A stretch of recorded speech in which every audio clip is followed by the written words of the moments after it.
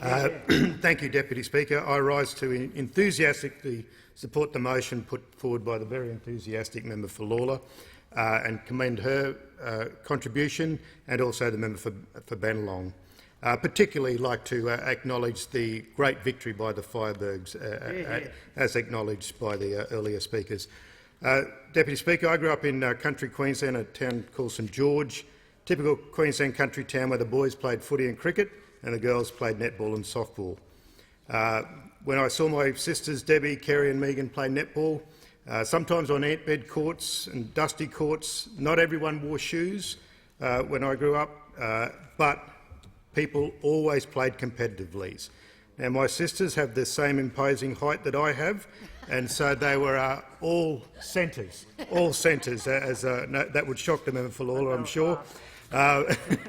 They were pretty fast. And whilst I didn't play netball out in St George, it was much later in 1992 when I was living in Brisbane that I actually joined a netball team called the Sacred Cows. And I have to admit, Deputy Speaker, that I only joined this indoor netball team for one reason, and that was to meet girls. And that's where I met my wife. We've been a netball romance, and we've been married 20 years next month, in fact, Deputy Speaker. So netball's a great service to my family, that's for sure. But the netball has come a long way since the dusty courts of St George, and now the territory of elite athletes like Laura Geitz, that girl from Allara who is leading the Diamonds, is leading the Firebirds, and who puts in, trains 20 hours a week, delivers body-crushing hits in a non-contact sport out on the netball court. The athletes like Laura are stronger, faster, fitter, and obviously a hell of a lot taller than my sisters.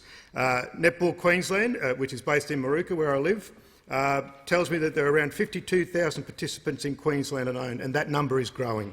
Around 300,000 people are involved in putting those netballers out on the court. The volunteers, officials, administrators, fans, parents, and that growing Queensland Firebirds membership. Netball is a significant vehicle for the engagement of women and girls, as touched on by the member for Lawler in her speech, both in terms of the sport and of the social, health, economic and workforce agendas. And I'd like to particularly acknowledge Bill Shorten, the opposition leader, and his great contribution to that when he was with the Australian Workers' Union. In this way, netball offers outstanding benefits for engagement, delivery and celebration around women's issues and achievements.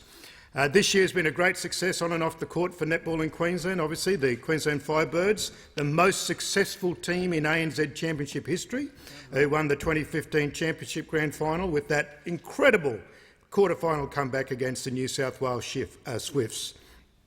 The Queensland Under-17 state team crowned national champions following an undefeated run through the tournament, and the Queensland Under-21 state team claimed bronze at the national championships, and I'm sure they will improve on that in years to come. And I'm proud to have the mighty Firebirds based in my electorate of Moreton. The ANZ Championships have done so much for women and netball in both Australia and New Zealand.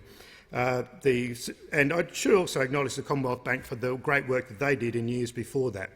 Now, with netball as a semi-professional sport in both countries, increased television coverage and increased rates of pay for these very professional players, athletes at this level must commit to a high-performance training and competition program, despite studying full-time or working part-time and raising families in some cases. Netball is a semi-professional sport now with a salary cap that is just a fraction of what's available in the male sporting code, so I'd like to see that change. And I know Netball Queensland is determined to advocate towards securing elite female athletes the same opportunities as their male counterparts to pursue a professional sporting career. And I'm proud to say that the Queensland Labor government, under Premier Anastasia Palaszczuk, not a bad netballer herself in her time, has announced a new $30 million home of netball in Moreton. This centre, to be made up of 8 indoor courts to be created at the Queensland Sport and Athletics Centre at Nathan, or the old QE2, will do well. It will become the Firebirds' first permanent training base, and up until now they've relied on using the facilities at schools around Brisbane. What an extraordinary position for such a state elite sports team to be going around from school to school begging for training grounds. So thank you to Anastasia Palaszczuk for getting this state-of-the-art facility. It will be also used for junior player training in Queensland and Australian netball carnivals, because Queensland, a very decentralised state, will be reaching out to people from Torres Strait right down to Coolangatta and Carnarvon and Cunnamulla and everything in between. Well done, Anastasia Palaszczuk, and go the Australian Diamonds. Yeah.